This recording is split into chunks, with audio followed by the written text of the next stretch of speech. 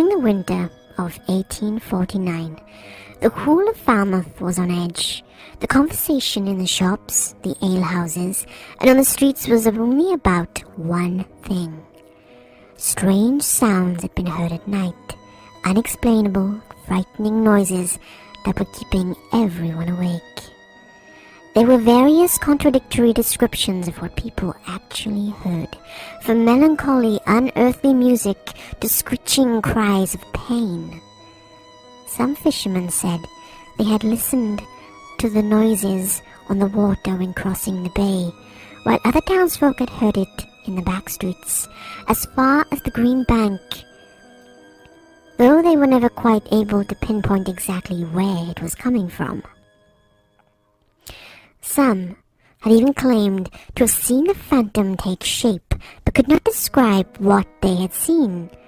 The newspapers reported that the eccentric movements of this nondescript, coupled with all the other matters connected with it, make all agree in this particular that it must be a ghost, a prelude of some direful disaster about to befall the town of Falmouth.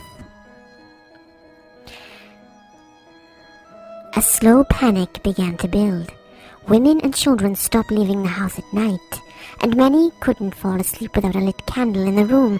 The fishermen stopped going to sea, and the entire town's police force was sent out at night to drive the spirits back from whence they came. Many local men took to the streets too, and began patrolling the dark lanes around Falmouth.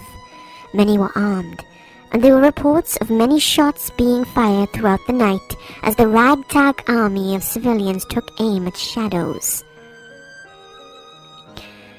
Around November 30th, 1849, a group of men claimed to have seen and shot the spectre, but that the shot had passed right through it without seeming to cause any injury.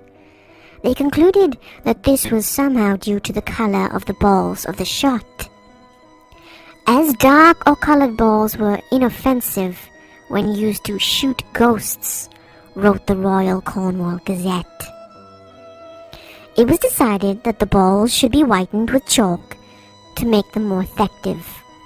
So, armed with their whitened shot, the newly confident militer went out on the hunt again the next night. At about 1 a.m., the men apparently came across the ghost again.